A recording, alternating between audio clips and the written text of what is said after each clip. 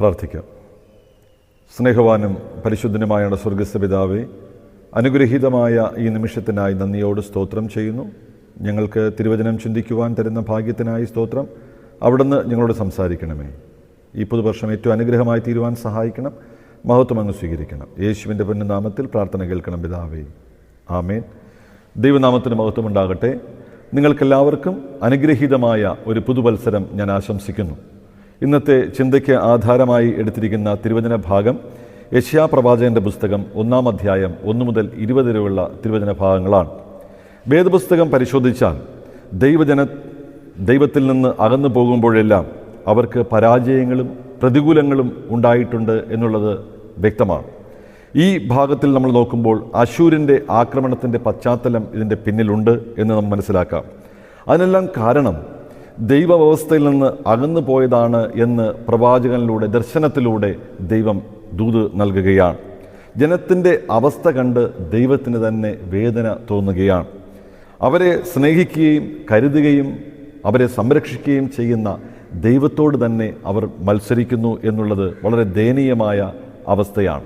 പ്രത്യേകിച്ച് ദൈവത്തിനുള്ള വേദന പങ്കുവയ്ക്കുന്നത് മൃഗങ്ങൾ അവയുടെ യജമാനന്മാരോട് കാണിക്കുന്ന മര്യാദയും സ്നേഹവും പോലും മനുഷ്യൻ ദൈവത്തോട് കാണിക്കുന്നില്ല എന്നുള്ള അതിയായ വേദനയിൽ നിന്നാണ് ഈ സന്ദേശം ഉണ്ടാകുന്നത്.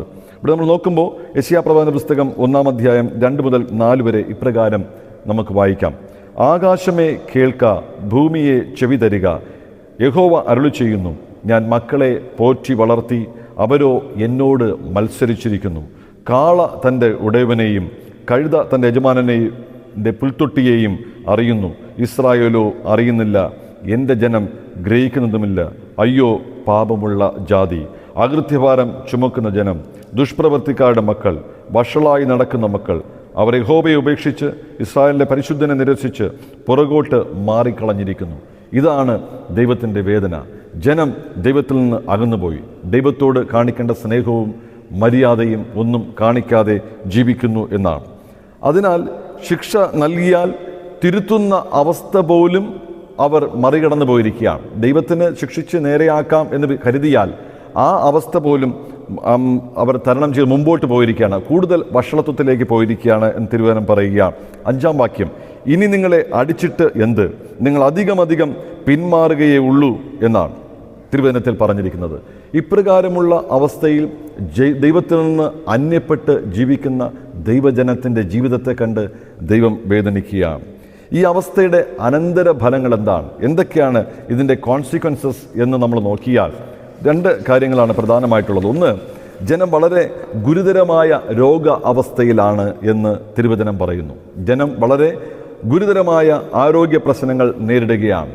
അത് ശാരീരികമായും മാനസികമായിട്ടും നേരിടുന്നു എന്നതാണ് മനസ്സിലാക്കുവാൻ സാധിക്കുന്നത്. തുടർന്ന് 5-ന്റെ B പാർട്ട് മുതൽ ഇങ്ങനെ വായിക്കുന്നു, തല മുഴുവനും ദീനവും ഹൃദയം മുഴുവനും രോഗവും പിടിച്ചിരിക്കുന്നു. അടിതൊട്ട് മുടിവരെ ഒരു സുഖവും ഇല്ല. മുറിവും ചതവും പഴുത്ത വ്രണവും മാത്രമേ ഉള്ളൂ. അവയെ ഞെക്കി കഴുകിയിട്ടില്ല, വച്ച് കെട്ടിയിട്ടില്ല, എണ്ണ പുരട്ടി ശമിപ്പിച്ചിട്ടുമില്ല. ഇപ്രകാരം തിരുവചനം പറയുക. ഇങ്ങനെ വളരെ ദയനീയമായി അവിടെ ശരീരവും മനസ്സുമെല്ലാം ബാധിക്കപ്പെട്ട അവസ്ഥയിൽ കഴിയുന്ന ഒരു ജീവിത അനുഭവം. ഈ അവസ്ഥയിൽ മറ്റൊരു കാര്യവും കൂടെ ഉണ്ട്. എന്താണ്? ഈ ജനത്തിൻ്റെ പ്രാർത്ഥന ദൈവം കേൾക്കുകയില്ല. ഇവരുടെ ആരാധന ദൈവത്തിന് സ്വീകാര്യമല്ല എന്നാണ് തിരുവചനത്തിൽ പറയുന്നത്. അതായത് ദൈവത്തോട് മത്സരിക്കുകയും പരസ്പര ബന്ധങ്ങളിൽ നീതിയില്ലാതാകുകയും ചെയ്യുമ്പോൾ പ്രാർത്ഥന ദൈവം കേൾക്കുകയില്ല എന്ന് തിരുവചനത്തിൽ രേഖപ്പെടുത്തിയിരിക്കുന്നു. നമ്മൾ വേദപുസ്തകത്തിൽ തന്നെ നോക്കുമ്പോൾ 11 മുതലുള്ള വാക്യങ്ങൾ വായിക്കുമ്പോൾ ഇപ്രകാരം നമുക്ക് മനസ്സിലാക്കാൻ സാധിക്കും. നിങ്ങളുടെ ഹനനയാഗങ്ങളുടെ ബാഹുല്യം എനിക്ക് എന്തിന് എന്ന് യഹോവ അരുളി ചെയ്യുന്നു. മുട്ടാടുകളുടെ കൊണ്ടുള്ള ഹോമയാഗവും തടിപ്പിച്ച മൃഗങ്ങളുടെ മേധസ്സും കൊണ്ട് എനിക്ക് മതി വന്നിരിക്കുന്നു. കാളകളുടെ കുഞ്ഞാടുകളുടെയും കോലാട്ടുകുറ്റന്മാരുടെയും രക്തം എനിക്കിഷ്ടമല്ല. നിങ്ങളെൻ്റെ സന്നിധിയിൽ വരുമ്പോൾ എൻ്റെ പ്രാകാരങ്ങളെ ചവിട്ടുവാൻ ഇത് നിങ്ങളോട് ചോദിച്ചത് ആർ? ഇനി നിങ്ങൾ വ്യർത്ഥമായ കാഴ്ച കൊണ്ടുവരരുത്. ധൂപം എനിക്ക് വെറുപ്പാകുന്നു. ഇപ്രകാരം ശക്തമായ രീതിയിൽ മുമ്പോട്ട് പോവുകയാണ്. അമാവാസിയും ശബത്തും സഭായോഗം കൂടുന്നതും നീതികേടും ഉത്സവയോഗവും എനിക്ക് സഹിച്ചുകൂടാ. നിങ്ങളുടെ അമാവാസികളെയും ഉത്സവങ്ങളെയും ഞാൻ വെറുക്കുന്നു. അവ എനിക്ക് അസഹ്യം. ഞാൻ അവ സഹിച്ചു മുഷിഞ്ഞിരിക്കുന്നു. നിങ്ങൾ കൈമലർത്തുമ്പോൾ ഞാൻ എൻ്റെ കണ്ണ് മറച്ചുകളയും. നിങ്ങൾ എത്ര തന്നെ പ്രാർത്ഥന കഴിച്ചാലും ഞാൻ കേൾക്കയില്ല. നിങ്ങളുടെ കൈ രക്തം കൊണ്ട് നിറഞ്ഞിരിക്കുന്നു എന്നാണ്. അപ്പം അതുകൊണ്ട് ഇവിടെ പറയുന്നത് നിങ്ങളുടെ പ്രാർത്ഥന കേൾക്കുകയില്ല, നിങ്ങളുടെ ആരാധന സ്വീകാര്യമല്ല. ദൈവത്തിൽ നിന്ന് അകന്ന് ജീവിക്കുകയും ദൈവത്തോട് ബന്ധമില്ലാതെ പാപം ചെയ്തും മനുഷ്യനോടുള്ള ബന്ധങ്ങളിൽ വികലമായുള്ള കാഴ്ചപ്പാടുകൾ മുന്നോട്ട് വച്ച് ജീവിതം മുന്നോട്ട് നയിക്കുമ്പോൾ ആ ആരാധന, പ്രാർത്ഥന ദൈവത്തിന് സ്വീകാര്യമല്ല എന്നതാണ്. അത് മാത്രമല്ല, ഇവിടെ നമ്മൾ വായിച്ചു നിർത്തിയൊരു ഭാഗം പറയുന്നത് നിങ്ങളുടെ കൈ രക്തം കൊണ്ട് നിറഞ്ഞിരിക്കുന്നു. കഴിഞ്ഞൊരു വർഷക്കാലം നമ്മെ വിട്ട് കടന്നുപോയി. നമ്മുടെ വാക്കുകളിലൂടെ, പ്രവൃത്തികളിലൂടെ ആരെയെങ്കിലും കൊന്നിട്ടുണ്ടോ എന്നതിൻ്റെ അർത്ഥം ആരെയെങ്കിലും തകർത്തിട്ടുണ്ടോ? മാനസികമായോ അവർക്ക് ഉയർന്നു വരുവാൻ കഴിയാത്ത രീതിയിലോ നമ്മുടെ ബോഡി ലാംഗ്വേജ് കൊണ്ടോ ജീവിതത്തിലെ ശൈലികൾ കൊണ്ടോ മറ്റുള്ളവരെ തകർത്ത് കളഞ്ഞോ, അല്ലെങ്കിൽ നമ്മളിൽ നിന്നോ ദൈവത്തിൽ നിന്നോ അവരെ അകറ്റി കളഞ്ഞുവെങ്കിൽ അത് കൊന്നതിന് സമം എന്നാണ് വേദപുസ്തകം പഠിപ്പിക്കുന്നത്. അങ്ങനെയാണെങ്കിൽ ജനത്തിന് അവരുടെ ആവശ്യങ്ങളിൽ ഒരു പ്രധാനപ്പെട്ട കാര്യമുണ്ട്. എന്താണ്? 16-17 വാക്യങ്ങൾ പ്രകാരം വായിക്കുന്നു.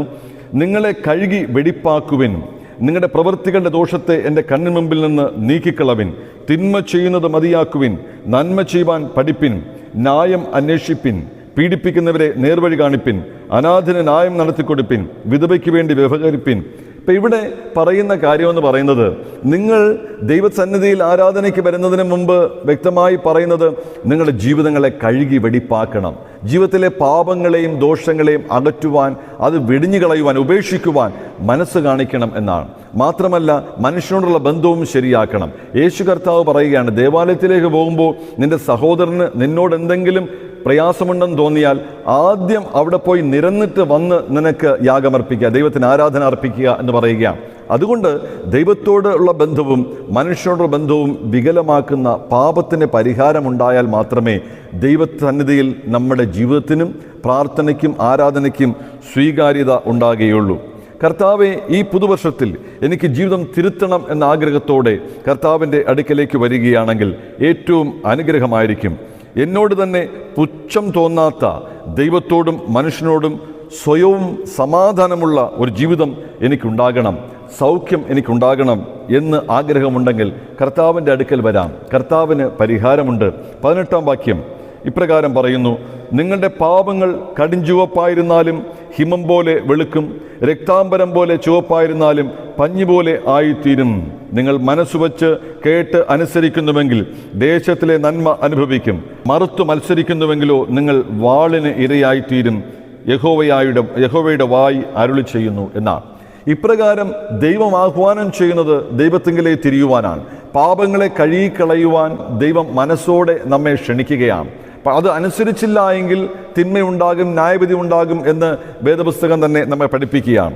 അതുകൊണ്ട് നമുക്ക് ദൈവസന്നിധിയിൽ കടന്നു ചെന്ന്, കർത്താവെ എൻ്റെ കുറവുകളെ കേൾക്കണമേ, എൻ്റെ കുറവുകളെ കർത്താവെ കഴുകി ശുദ്ധീകരിക്കണമേ, അങ്ങയുടെ പൈതലായി ജീവിക്കുവാൻ ഈ പുതുവർഷത്തിൽ കർത്താവെ അങ്ങോടുള്ള അനുഗ്രഹീതമായ ബന്ധത്തിൽ ജീവിതം മുന്നോട്ട് കാഴ്ചവെക്കുവാൻ, അങ്ങയുടെ ഉള്ളം സന്തോഷിക്കുന്ന പ്രസാദിക്കുന്ന ഒരു ജീവിതത്തിൻ്റെ ഉടമയായി തീരുവാൻ എന്നെ സഹായിക്കണമേ എന്ന് പറഞ്ഞ് കർത്താവിനെ സമീപിക്കുകയാണെങ്കിൽ ജീവിതം ആശീർവദിക്കപ്പെടും. പ്രാർത്ഥന ദൈവം കേൾക്കും. ആരാധന സ്വീകാര്യമായി തീരും. നമ്മുടെ ശരീരത്തിനും മനസ്സിനും സൗഖ്യമുണ്ടാകും. ചുറ്റുപാടുമുള്ള ബന്ധങ്ങൾ, ദൈവത്തോടുള്ള ബന്ധം ശരിയാകുമ്പോൾ ആ ബന്ധങ്ങളെല്ലാം നിരപ്പും അനുഗ്രഹീതവും ആരോഗ്യപരവുമായി തീരും. അങ്ങനെ ദൈവസന്നിധിയിൽ നിഷ്കളങ്കരാകുവാൻ കഴിഞ്ഞാൽ ജീവിതത്തിൽ നന്മകളെ അന്വേഷിച്ച് പോകേണ്ടി വരികയില്ല.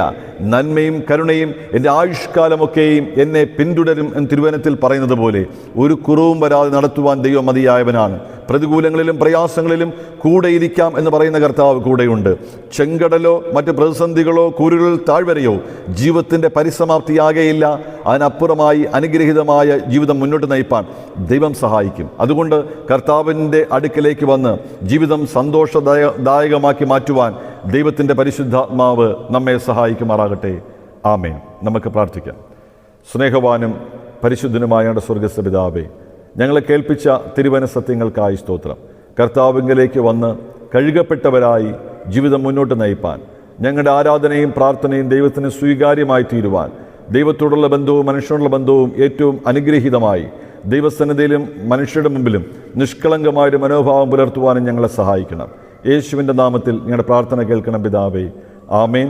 പിതാവും പുത്രനും പരിശുദ്ധാത്മാവുമായ സർവശക്തനായ ദൈവത്തിൻ്റെ കരുണയും കൃപയും കൂട്ടായ്മയും നാം എല്ലാവരോടും ഇന്ന് എന്നേക്കും കാലാവസാനം കൂടായിരിക്കുമാറാകട്ടെ. ആമേൻ.